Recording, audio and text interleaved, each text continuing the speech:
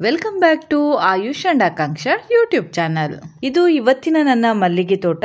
ಈಗ ಮಳೆ ಸ್ವಲ್ಪ ಕಡಿಮೆಯಾಗಿ ಬಿಸಿಲು ಬರ್ತಾ ಇದೆ. ಕಳೆದ ವಾರ ತುಂಬಾನೇ ಮಳೆ ಇತ್ತು. ಈಗ 2-3 ದಿನದಿಂದ ಬಿಸಿಲು ಬರ್ತಾ ಇದೆ.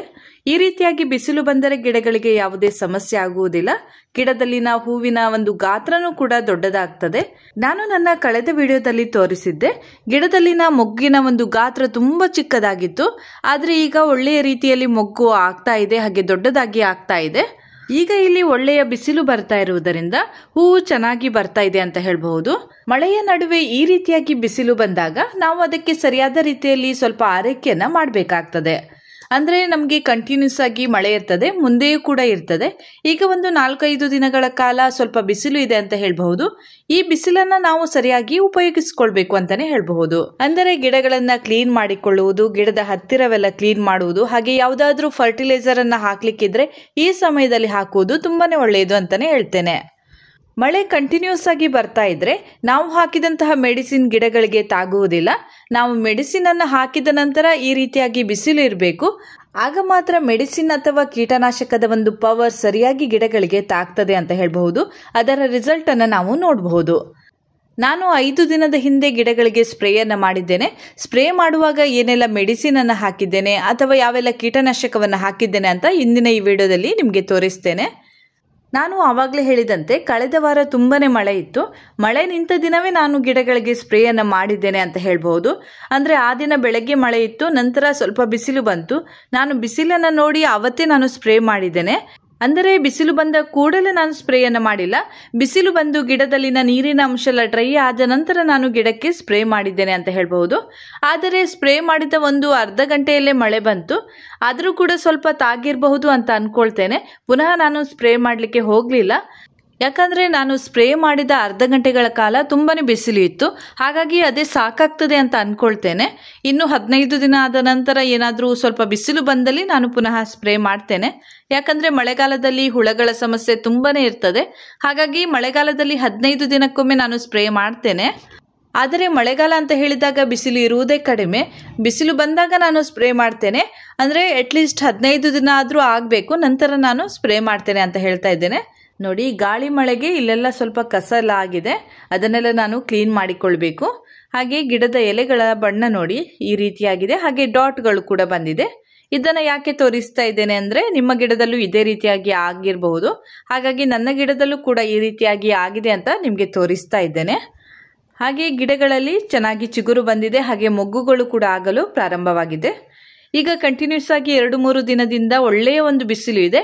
ಈ ರೀತಿಯಾಗಿ ಬಿಸಿಲು ಇರ್ತದೆ ಅಂತ ಗೊತ್ತಿದ್ದಲ್ಲಿ ನಾನು ಈಗ ಹಾಕ್ತಾ ಇದ್ದೆ. ಆದ್ರೆ ನಾನು ಅದೇ ಒಂದು ದಿನ ಬಿಸಿಲು ಬಂದಿರಬಹುದು, ನಾಳೆಯಿಂದ ಪುನಃ ಮಳೆ ಬರಬಹುದು ಅಂತ ಅನ್ಕೊಂಡು ಅದೇ ದಿನ ನಾನು ಸ್ಪ್ರೇ ಮಾಡಿದ್ದೇನೆ. ಹಾಗೆ ಈಗ ನಾನು ಯಾವ ಸ್ಪ್ರೇಯನ್ನ ಮಾಡಿದ್ದೇನೆ ಅಂತ ನಿಮ್ಗೆ ತೋರಿಸ್ತಾ ಇದ್ದೇನೆ. ಈ ಎಲ್ಲ ಮೆಡಿಸಿನ್ ಅನ್ನ ನೀವು ಕಳೆದ ವರ್ಷ ನೋಡಿರಬಹುದು. ಅದೇ ಮೆಡಿಸಿನ್ ಅನ್ನ ನಾನು ಈಗ ಹಾಕ್ತಾ ಇದ್ದೇನೆ. ನೋಡಿ, ಇದು ಹುಳಕ್ಕಾಗಿ ನಾನು ಪಾಸ್ಮೈಟ್ ಅನ್ನ ಹಾಕ್ತೇನೆ. 1 ಲೀಟರ್ಗೆ 2 ml ನಷ್ಟು ಹಾಕ್ತಾ ಇದ್ದೇನೆ. ಇದರಿಂದ ಹುಳಗಳು ಸ್ವಲ್ಪ ಕಂಟ್ರೋಲ್ಗೆ ಬರ್ತದೆ. ಹಾಗೆ ಪೆಗಾಸಸ್, ಸ್ವಲ್ಪ ವೈಟ್ ಫ್ಲೇಸ್ಗಳು ಬರ್ತಾ ಇದೆ, ಅಂದ್ರೆ ಬಂದಿಲ್ಲ, ಸ್ವಲ್ಪ ಅಲ್ಲಲ್ಲಿ ಕಾಣಿಸ್ತಾ ಇದೆ. ಹಾಗಾಗಿ ನಾನು ಪೆಗಾಸಸ್ ಅನ್ನು ಕೂಡ ಹಾಕ್ತಾ ಇದ್ದೇನೆ. ಈ ಪ್ಯಾಕೆಟ್ ಫುಲ್ ಆಗಿ ಇಲ್ಲ, ಸ್ವಲ್ಪ ಭಾಗ ಇದೆ, ಅದನ್ನ ಹಾಕ್ತೇನೆ. ಅದರಲ್ಲಿ ಸ್ವಲ್ಪ ಭಾಗ ಇರುವುದರಿಂದ ನಾನು ಪಾಸ್ಮೈಟ್ ಅನ್ನು ಕೂಡ ಹಾಕ್ತಾ ಇದ್ದೇನೆ. ಹಾಗೆ ಇದು ನೋಡಿ ಇಂಡೋಫಿಲ್.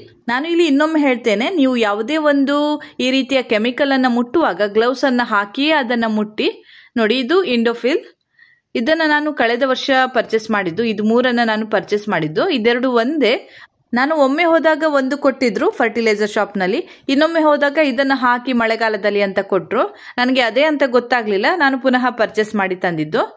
ಇದು ನೋಡಿ ಕಾಪರ್ ಆಕ್ಸಿಕ್ಲೋರೈಡ್. ಹಾಗೆ ಇಂಡೋಫಿಲ್ ಅನ್ನುವುದು ಒಂದು ಫಂಗಿಸೈಡ್. ಮಳೆಗಾಲದಲ್ಲಿ ಫಂಗಸ್ ಬರ್ತದೆ. ಹಾಗೆ ಮಣ್ಣಿನ ಒಳಗಡೆ ಏನಾದ್ರೂ ಒಂದು ಹುಳಗಳು ಉತ್ಪತ್ತಿಯಾಗಿ, ಅಂದ್ರೆ ಶಿಲೀಂಧ್ರಗಳು ಉತ್ಪತ್ತಿಯಾಗಿ ಅದರಿಂದ ಗಿಡಕ್ಕೆ ಏನಾದ್ರೂ ಸಮಸ್ಯೆ ಆಗಬಹುದು. ಹಾಗಾಗಿ ಮಳೆಗಾಲದಲ್ಲಿ ಇದೆರಡನ್ನ ನೀವು ಬಳಸಿ ಅಂತ ನನಗೆ ಕಳೆದ ವರ್ಷ ಕೊಟ್ಟಿದ್ರು. ನಾನು ಇದನ್ನು ನಿಮ್ಗೆ ತೋರಿಸಿದ್ದೆ. ಹಾಗೆ ಈ ವರ್ಷ ಅದು ಹಾಗೆ ಇತ್ತು. ಹಾಗೆ ಅದರ ಡೇಟ್ ಕೂಡ ಆಗಿರ್ಲಿಲ್ಲ. ಅದನ್ನು ನಾನು ಇವತ್ತು ಸ್ಪ್ರೇ ಮಾಡುವಾಗ ನಾನು ಹಾಕ್ತಾ ಇದ್ದೇನೆ. ನಾನು ಮೊನ್ನೆ ಸ್ಪ್ರೇ ಮಾಡುವಾಗ ಇದಿಷ್ಟನ್ನ ಹಾಕಿ ಸ್ಪ್ರೇ ಮಾಡಿದ್ದು. ನಾನು ಇಲ್ಲಿ ಪೆಗಾಸಸ್ ಸ್ವಲ್ಪ ಇರುವುದರಿಂದ ಪಾಸ್ಮೈಟ್ ಅನ್ನು ಕೂಡ ಅದರ ಜೊತೆಗೆ ಹಾಕ್ತಾ ಇದ್ದೇನೆ. ಒಂದು ವೇಳೆ ನೀವು ಪೆಗಾಸಸ್ ಅನ್ನ ಹೆಚ್ಚು ಭಾಗವನ್ನು ಹಾಕುವುದಿದ್ದಲ್ಲಿ, ಅಂದ್ರೆ ಅದು ಫುಲ್ ಪ್ಯಾಕೆಟ್ ಅನ್ನ 20 ಲೀಟರ್ ನೀರಿಗೆ ಹಾಕಬೇಕು, ನೀವು ಅದರ ಅರ್ಧ ಭಾಗವನ್ನ 10 ಲೀಟರ್ ನೀರಿಗೆ ಹಾಕಬಹುದು. ಆ ರೀತಿಯಾಗಿ ಫುಲ್ ಪ್ಯಾಕ್ ಏನಾದ್ರೂ ಹಾಕುವುದಿದ್ದಲ್ಲಿ ಪಾಸ್ಮೈಟ್ ಅನ್ನ ನೀವು ಸ್ಕಿಪ್ ಮಾಡಬಹುದು, ಪೆಗಾಸಸ್ ಅನ್ನ ಮಾತ್ರ ಹಾಕಿ. ಹಾಗೆಯೇ ಇದೆರಡನ್ನು ಕೂಡ ನಾನು 1 ಲೀಟರ್ಗೆ 2 ಗ್ರಾಮ್ನಷ್ಟು ಹಾಕಿ ನಾನು ಸ್ಪ್ರೇ ಮಾಡ್ತಾ ಇದ್ದೇನೆ. ನಾನು ಮಲ್ಲಿಗೆ ಕೃಷಿಯ ಪ್ರಾರಂಭದಲ್ಲಿ ಕೆಲವೊಂದು ಮೆಡಿಸಿನ್ ಅನ್ನ ತಂದಿದ್ದೇನೆ ನೋಡಿ, ಕೆಮಿಸ್ಟಿನ್ ಅಂತ. ಇದಕ್ಕೆಲ್ಲ ಡೇಟ್ ಆಗಿರಬಹುದು, ಅಂದ್ರೆ ನಾನು ಈ ಮಲ್ಲಿಗೆ ಕೃಷಿ ಪ್ರಾರಂಭಿಸಿ 3 ವರ್ಷ ಆಯಿತು. ಹಾಗಾಗಿ ಇದರ ಒಂದು ಡೇಟ್ ಆಗಿದೆ ಅಂತ ಅನ್ಕೊಂಡು ನಾನು ಅದನ್ನು ಹಾಕ್ತಾ ಇಲ್ಲ. ಹಾಗೂ ನಾನು ಮಧ್ಯದಲ್ಲಿ ಯಾವುದೇ ಒಂದು ಈ ರೀತಿಯಾದ ಕೆಮಿಕಲ್ ಯುಕ್ತವಾದ ಯಾವುದೇ ಒಂದು ಫರ್ಟಿಲೈಸರ್ ಅಥವಾ ಈ ಸ್ಪ್ರೇಗಳನ್ನು ಹಾಕ್ತಾ ಇಲ್ಲ. ನೋಡಿ 2023ಕ್ಕೆ ಇದರ ಎಕ್ಸ್ಪೈರಿ ಡೇಟ್ ಆಗಿದೆ. ಇದನ್ನ ಎಸಿಬೇಕು. ಇದನ್ನ ಎಸೆಯುವಾಗಲೂ ಕೂಡ ನಾವು ಜಾಗ್ರತೆಯಿಂದ ಎಸಿಬೇಕಾಗ್ತದೆ. ಮಕ್ಕಳು ಇರುವಲ್ಲೆಲ್ಲ ಎಸಿಬಾರ್ದು. ಹಾಗಾಗಿ ನಾನು ಅದನ್ನ ಎಲ್ಲಿ ಎಸಿಬೇಕಂತ ನೋಡ್ತಾ ಇದ್ದೇನೆ. ಹಾಗೆ ನಾನು ಸಾಮಾನ್ಯವಾಗಿ ಯಾವುದೇ ರೀತಿಯ ಕೆಮಿಕಲ್ ಅನ್ನು ಹಾಕೋದಿಲ್ಲ, ಇದು ನಿಮಗೆ ಗೊತ್ತಿದೆ. ಅಂದ್ರೆ ನನಗೆ ಇಷ್ಟನೂ ಕೂಡ ಆಗುವುದಿಲ್ಲ. ಆದ್ರೆ ಮಳೆಗಾಲ ಅಂತ ಬಂದಾಗ ಸ್ವಲ್ಪ ಭಯ ಆಗ್ತದೆ. ನಮ್ಮ ಗಿಡಗಳನ್ನು ಉಳಿಸಿಕೊಳ್ಬೇಕಾದ್ರೆ ಏನಾದ್ರೂ ಸ್ವಲ್ಪ ಕೆಮಿಕಲ್ ಯುಕ್ತವಾದ ಏನಾದ್ರೂ ಒಂದು ಸ್ಪ್ರೇಯನ್ನ ಹಾಕ್ಲೇಬೇಕಾಗ್ತದೆ. ಹಾಗಾಗಿ ನನಗೆ ಕಳೆದ ವರ್ಷ ಇದನ್ನ ಕೊಟ್ಟಿದ್ರು, ಇದನ್ನ ನಾನು ಗಿಡಗಳಿಗೆ ಹಾಕಿದ್ದೆ. ಗಿಡಗಳಿಗೆ ಯಾವುದೇ ಒಂದು ಸಮಸ್ಯೆ ಆಗಿಲ್ಲ, ಹಾಗೆ ಗಿಡಗಳು ಕೂಡ ಚೆನ್ನಾಗಿ ಇದ್ದವು. ಹಾಗಾಗಿ ನಾನು ಈ ವರ್ಷನೂ ಕೂಡ ಇದನ್ನ ಹಾಕ್ತಾ ಇದ್ದೇನೆ. ಕಳೆದ ವರ್ಷ ಮಳೆಗಾಲದಲ್ಲಿ 1-2 ಸಲ ಹಾಕಿರಬಹುದು, ನಂತರ ಉಳಿದದನ್ನ ಹಾಗೆ ಇಟ್ಟಿದ್ದೆ. ಈಗ ನಾನು ಇದನ್ನ ಹಾಕ್ತಾ ಇದ್ದೇನೆ. ನೀವು ಕೂಡ ಇದನ್ನೇ ಹಾಕಿ ಅಂತ ಹೇಳ್ತಾ ಇಲ್ಲ, ನಾನು ಗಿಡಗಳಿಗೆ ಯಾವ ರೀತಿಯಲ್ಲಿ ಮೆಡಿಸಿನ್ ಅನ್ನು ಹಾಕ್ತೇನೆ ಅಂತ ತೋರಿಸುವ ಒಂದು ಸಲುವಾಗಿ ನಾನು ಇದನ್ನೆಲ್ಲ ತೋರಿಸ್ತಾ ಇದ್ದೇನೆ. ನೀವು ಕೂಡ ಇದನ್ನೇ ಹಾಕಲೇಬೇಕು ಈ ರೀತಿಯಾಗಿ ನಾನು ಹೇಳ್ತಾ ಇಲ್ಲ. ಮಳೆಗಾಲದಲ್ಲಿ ಶಿಲೀಂಧ್ರಗಳ ಉತ್ಪತ್ತಿ ಜಾಸ್ತಿ ಆಗಿರುವುದರಿಂದ, ಅಂದ್ರೆ ಶಿಲೀಂಧ್ರಗಳು ಮಣ್ಣಿನಲ್ಲಿ ಇರ್ತದೆ, ಅಲ್ಲಿಂದ ಬೇರಿಗೆ ಬಂದು ಗಿಡಕ್ಕೆ ಹಾನಿ ಉಂಟು ಮಾಡ್ತದೆ. ಹಾಗಾಗಿ ಅದರ ಒಂದು ತೊಂದರೆಯನ್ನ ಸ್ವಲ್ಪ ಕಡಿಮೆ ಮಾಡಲಿಕ್ಕೆ ನಾವು ಏನಾದ್ರೂ ಒಂದು ಫಂಗಿಸೈಡ್ ಅನ್ನ ಹಾಕಬೇಕಾಗ್ತದೆ. ಇದನ್ನ ನಾವು ಗಿಡದ ಬುಡಕ್ಕೂ ಕೂಡ ಹಾಕಬಹುದು, ಸ್ಪ್ರೇಯ ಮೂಲಕವೂ ಕೂಡ ಹಾಕಬಹುದು. ನಾನು ಇವತ್ತು ಇದನ್ನ ಸ್ಪ್ರೇ ಮೂಲಕ ಹಾಕ್ತಾ ಇದ್ದೇನೆ. ಕಳೆದ ಬಾರಿಯೂ ಕೂಡ ನಾನು ಸ್ಪ್ರೇ ಮೂಲಕವೇ ಹಾಕಿದ್ದು. ನೋಡಿ, ಇದು ನನ್ನ ಸ್ಪ್ರೇಯರ್ ಬಾಟಲ್, 3 ಲೀಟರ್ನ ಒಂದು ಬಾಟಲ್ ಇದು. ಈ ಬಾಟಲ್ಗೆ 550ರಿಂದ 600 ರೂಪಾಯಿ ಇರಬಹುದು. ಅಂದ್ರೆ ನಾನು ಕಳೆದ ವರ್ಷ ಪರ್ಚೇಸ್ ಮಾಡಿದ್ದು. ಅದಕ್ಕಿಂತ ಮೊದಲು ನಾನು ಚಿಕ್ಕ ಚಿಕ್ಕ ಸ್ಪ್ರೇ ಬಾಟಲ್ ಅಲ್ಲೇ ಹಾಕ್ತಾ ಇದ್ದೆ. ಯಾಕಂದ್ರೆ ನನಗೆ ಇದರಿಂದ ಬಂದಂತಹ, ಅಂದ್ರೆ ಮಲ್ಲಿಗೆ ಕೃಷಿಯಿಂದ ಬಂದಂತಹ ಇನ್ಕಮ್ ಅಲ್ಲೇ ತೆಗೆದುಕೊಳ್ಬೇಕು ಅನ್ನುವಂತಹ ಆಸೆ ಇತ್ತು. ಹಾಗಾಗಿ ನನಗೆ ಇನ್ಕಮ್ ಬಂದ ನಂತರ ನಾನು ಅದರಿಂದ ಈ ಕ್ಯಾನ್ ಅನ್ನ ಪರ್ಚೇಸ್ ಮಾಡಿದ್ದೇನೆ. ಇನ್ನೂ ಹೆಚ್ಚಿನ ಬೆಲೆಯ ಸ್ಪ್ರೇ ಬಾಟಲ್ಗಳು ಸಿಗ್ತದೆ, ಆದ್ರೆ ನನಗೆ ಇದೇ ಸಾಕು ಅಂತ ನಾನು ಇದನ್ನೇ ಪರ್ಚೇಸ್ ಮಾಡಿದ್ದು. ಹಾಗೆ ನೀವು ಇಲ್ಲಿ ನೋಡ್ತಾ ಇರಬಹುದು, ಕೈಗೆ ನಾನು ಗ್ಲೌಸ್ ಅನ್ನ ಹಾಕಿಕೊಂಡೇ ನಾನು ಸ್ಪ್ರೇ ಅನ್ನ ಮಾಡ್ತಾ ಇದ್ದೇನೆ. ಹಾಗೆ ಮುಖಕ್ಕೆ ಮಾಸ್ಕ್ ಅನ್ನ ಹಾಕಿದ್ದೇನೆ. ಈ ರೀತಿಯಾಗಿ ನಾವು ಸೇಫ್ ಆಗಿ ಗಿಡಕ್ಕೆ ಸ್ಪ್ರೇ ಅನ್ನ ಮಾಡಬೇಕು. ಹಾಗೆ ನಾನು ಇಲ್ಲಿ ನನ್ನ 49 ಗಿಡ, ಈಗ ಅಂದ್ರೆ ಒಂದು ಗಿಡ ಹಾಳಾಗಿದೆ, ಹಾಗಾಗಿ 49 ಗಿಡ ಇದೆ. 49 ಗಿಡಕ್ಕೆ ಕೇವಲ 5 ಲೀಟರ್ ನೀರಿನಲ್ಲಿ ನಾನು ಸ್ಪ್ರೇ ಅನ್ನ ಮಾಡ್ತೇನೆ. ನಾನು ಇಷ್ಟೇ ಸ್ಪ್ರೇ ಮಾಡುವುದು. ಈ ಸ್ಪ್ರೇ ಬಾಟಲ್ಗೆ ಏನೆಲ್ಲ ಹಾಕಿದ್ದೇನೆ ಅಂತ ನಾನು ಇನ್ನೊಮ್ಮೆ ಹೇಳ್ತೇನೆ. ಸ್ವಲ್ಪವೇ ಪೆಗಾಸಸ್ ಅನ್ನು ಹಾಕಿದ್ದೇನೆ, ತುಂಬಾ ಏನು ಇರಲಿಲ್ಲ. ಹಾಗೆ ನಾನು ಪಾಸ್ಮೈಟ್ ಅನ್ನ, ಕೀಟನಾಶಕವನ್ನ ಹಾಕಿದ್ದೇನೆ. ಹಾಗೆ ಒಂದು ಫಂಗಿಸೈಡ್ ಹಾಕಿದ್ದೇನೆ, ಇನ್ನೊಂದು ಇತ್ತಲ್ಲ ಕಾಪರ್, ಅದನ್ನು ಕೂಡ ಹಾಕಿದ್ದೇನೆ. ಪಾಸ್ಮೈಟ್ ಅನ್ನ ನಾನು 1 ಲೀಟರ್ ನೀರಿಗೆ 2 ml ನಷ್ಟು ಹಾಕಿದ್ದೇನೆ. ಹಾಗೆ ಪೆಗಾಸಸ್ ಅನ್ನ ಸ್ವಲ್ಪ ಭಾಗ ಹಾಕಿದ್ದೇನೆ. ಹಾಗೆ ಇನ್ನೆರಡು ಉಳಿದಂತಹ ಪೌಡರ್ಗಳನ್ನ ನಾನು 2 ಗ್ರಾಮ್ನಷ್ಟು, ಅಂದ್ರೆ 1 ಲೀಟರ್ ನೀರಿಗೆ 2 ಗ್ರಾಮ್ನಷ್ಟು ಹಾಕಿದ್ದೇನೆ. ಪಾಸ್ಮೈಟ್ ಅನ್ನ 1 ಲೀಟರ್ಗೆ 2 ml ನಷ್ಟು, ಹಾಗೆ ಪೌಡರ್ ರೀತಿಯಲ್ಲಿರುವುದು 1 ಲೀಟರ್ ನೀರಿಗೆ 2 ಗ್ರಾಮ್ನಷ್ಟು ಹಾಕಿದ್ದೇನೆ. 2 ಗ್ರಾಮ್ ಅಂದ್ರೆ ಎಷ್ಟು ಬರ್ತದೆ ಅಂತ ನೀವು ಸ್ವಲ್ಪ ನೋಡಿಕೊಂಡು ಹಾಕಿ. 2 ml ಬೇರೆ, 2 ಗ್ರಾಮ್ ಬೇರೆ ಆಗಿರ್ತದೆ. 2 ಗ್ರಾಮ್ ಅಂದ್ರೆ 2 ml ಗಿಂತ ಸ್ವಲ್ಪ ಜಾಸ್ತಿಯೇ ಪೌಡರ್ ಬರ್ತದೆ. ಅದನ್ನು ನೀವು ಸ್ವಲ್ಪ ನೋಡಿಕೊಂಡು ಹಾಕಬೇಕಾಗ್ತದೆ. ಹಾಗೆ ನಾವು ಹಾಕಿದ ನಂತರ ಸರಿಯಾಗಿ ಮಿಕ್ಸ್ ಮಾಡ್ಕೊಳ್ಬೇಕು. ನಾವು ಹಾಗೆಯೇ ಬಂದು ಸ್ಪ್ರೇ ಮಾಡಬಾರ್ದು, ಸರಿಯಾಗಿ ಮಿಕ್ಸ್ ಮಾಡಿಕೊಂಡೇ ಸ್ಪ್ರೇ ಮಾಡಬೇಕಾಗ್ತದೆ. ಹಾಗೆ ಗಿಡಗಳ ಎಲೆಗಳ ಮೇಲ್ಭಾಗ ಹಾಗೂ ಕೆಳಭಾಗ ಎಲ್ಲ ಕಡೆಯೂ ಕೂಡ ನೀವು ಸ್ಪ್ರೇ ಮಾಡಬೇಕಾಗ್ತದೆ. ಇದಿಷ್ಟು ಮೇಲ್ಭಾಗಕ್ಕೆ ಆದ್ರೆ ನೀವು ಬುಡಕ್ಕೂ ಕೂಡ ಸ್ಪ್ರೇ ಮಾಡಬೇಕಾಗ್ತದೆ. ಅಂದ್ರೆ ಕಾಂಡದ ಭಾಗದಲ್ಲಿ ನೀವು ಹೆಚ್ಚಾಗಿ ಸ್ಪ್ರೇ ಮಾಡಬೇಕು. ಹಾಗೆಯೇ ಪ್ರತಿಯೊಂದು ಗೆಲ್ಲುಗಳಿಗೂ ಕೂಡ ನೀವು ಸ್ಪ್ರೇ ಮಾಡಬೇಕಾಗ್ತದೆ. ಅದು ಇಳಿದು ಹೋಗಿ ನಿಮ್ಮ ಗಿಡದ ಒಂದು ಕಾಂಡದ ತನಕ ಇಳಿದು ಬರಬೇಕು, ಅಷ್ಟು ನೀವು ಸ್ಪ್ರೇಯನ್ನ ಮಾಡಬೇಕು. ನೋಡಿ, ಇಲ್ಲಿ ಹೀಗೆ ನಾನು ಸ್ಪ್ರೇ ಮಾಡ್ತಾ ಇದ್ದೇನೆ. ಪ್ರತಿಯೊಂದು ಎಲೆಗೂ ಕೂಡ ತಾಕ್ತದೆ. ಹಾಗೆ ಏನಾದ್ರೂ ಒಂದು ವೈಟ್ ಫ್ಲೇಸ್ಗಳು, ಹುಳಗಳು ಗಿಡದ ಕೆಳಭಾಗದಲ್ಲಿ ಇದ್ರೂ ಕೂಡ ಅದಕ್ಕೂ ಕೂಡ ಈ ಮೆಡಿಸಿನ್ ತಾಕ್ತದೆ. ಹಾಗಾಗಿ ಆ ರೀತಿಯಾಗಿ ನಾವು ಸ್ಪ್ರೇ ಮಾಡಬೇಕಾಗ್ತದೆ. ನಾವು ಈ ರೀತಿಯಾಗಿ ಮೇಲ್ಭಾಗಕ್ಕೆ ಹಾಕಿದ್ರೆ ಅದು ಕೆಳಭಾಗದ ತನಕ ಇಳಿದು ಹೋಗಬೇಕು. ಆ ರೀತಿಯಾಗಿ ನಾವು ಅಷ್ಟೊಂದು ಸ್ಪ್ರೇಯನ್ನು ಮಾಡಬೇಕಾಗ್ತದೆ. ನೋಡಿ, ಇಲ್ಲಿ ಪ್ರತಿಯೊಂದು ಗೆಲ್ಲಿಗೂ ಕೂಡ ಹಾಕ್ತಾ ಇದ್ದೇನೆ, ಪ್ರತಿಯೊಂದು ಎಲೆಗಳಿಗೂ ಕೂಡ ತಾಗುವಂತೆ ನಾನು ಸ್ಪ್ರೇಯನ್ನು ಮಾಡ್ತಾ ಇದ್ದೇನೆ. ಇಲ್ಲಿ ಸರಿಯಾಗಿ ವಿಡಿಯೋ ಮಾಡಲಿಕ್ಕೆ ಆಗೋದಿಲ್ಲ, ಅಂದರೆ ನನ್ನ ಕೈಯಲ್ಲಿ ಒಂದು ಕೈಯಲ್ಲಿ ಇದೆ, ಹಾಗೆ ನನಗೆ ಸ್ವಲ್ಪ ಹೆದರಿಕೆ ಅಂತ ಹೇಳ್ಬೋದು. ಸ್ಪ್ರೇ ಮಾಡುವಾಗ ಸ್ವಲ್ಪ ಜಾಗ್ರತೆಯಿಂದ ನಾನು ಸ್ಪ್ರೇಯನ್ನು ಮಾಡ್ತೇನೆ. ನಿಮಗೆ ತೋರಿಸುವ ಸಲುವಾಗಿ ಸ್ವಲ್ಪ ವಿಡಿಯೋನ ಮಾಡ್ತಾ ಇದ್ದೇನೆ. ನೋಡಿ, ಇದರ ಕಾಂಡದಲ್ಲೂ ಕೂಡ ನೀವು ಸ್ಪ್ರೇ ಮಾಡಬೇಕು. ಇಲ್ಲಿ ಸರಿಯಾಗಿ ಕಾಣಿಸ್ತದೆ ನೋಡಿ, ಈ ಭಾಗದಲ್ಲಿ ನಾವು ಸರಿಯಾಗಿ ಸ್ಪ್ರೇಯನ್ನು ಮಾಡಬೇಕಾಗ್ತದೆ. ಇದನ್ನು ನಮಗೆ ಫರ್ಟಿಲೈಸರ್ ಶಾಪ್ನಲ್ಲಿ ಹೇಳಿರ್ತಾರೆ, ಅದೇ ರೀತಿಯಾಗಿ ನಾವು ಮಾಡ್ತಾ ಇರ್ತೇವೆ.